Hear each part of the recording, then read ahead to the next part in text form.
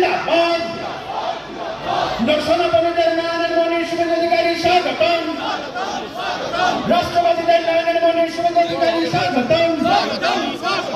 বাংলা মায়ের দামাল ছেলে শুভেন্দু অধিকারী স্বাগতম।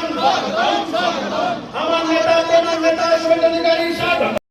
দেশ বিরোধী গোষ্ঠী তারা উৎসাহিত হয়ে আলরাজি বলে এক গুন্ডার নেতৃত্বে, শামসুল বলে এক গুন্ডার নেতৃত্বে, দেবু রায় বলে এক গুন্ডার নেতৃত্বে একটা দলিত মহিলাকে নৃশংসভাবে রাত্রি 2টোর সময় খুন করেছে। তার ছেলে সুজিত আড়ি, তিনি ভারতীয় জনতা পার্টির একজন একনিষ্ঠ, সঞ্জয় আড়ি একনিষ্ঠ কর্মী। তিনি কলকাতার একটি প্রাইভেট হসপিটালে মৃত্যুর সঙ্গে পাঞ্জা লড়ছেন। শুভেন্দুদা গোটা লোকসভা, নন্দীগ্রাম, ময়না এবং একাধিক জায়গায় দেখা যাচ্ছে যে এই ধরনের সন্ত্রাসের পরিবেশ করা হচ্ছে ভোটের 48 ঘন্টা আগে।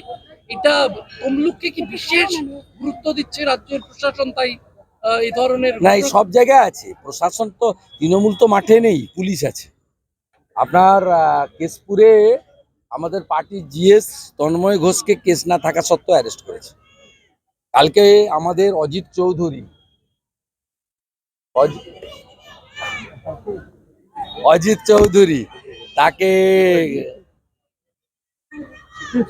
জয় শ্রীরাম, জয় শ্রীরাম।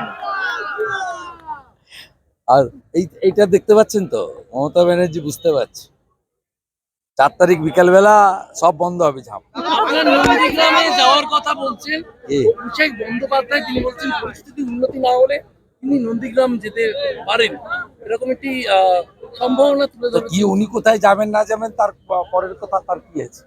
পরিস্থিতি না না, ওর যাওয়া না যাওয়ার সঙ্গে কি, ও তো 4000-5000 পুলিশ নিয়ে হেলিকপ্টারে যায়।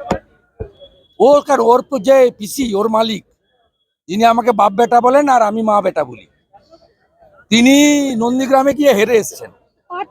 আজকে পৌঁছতে পারেননি, বললেন এটা সেটা ওরা কর্মচারীর কথা 1956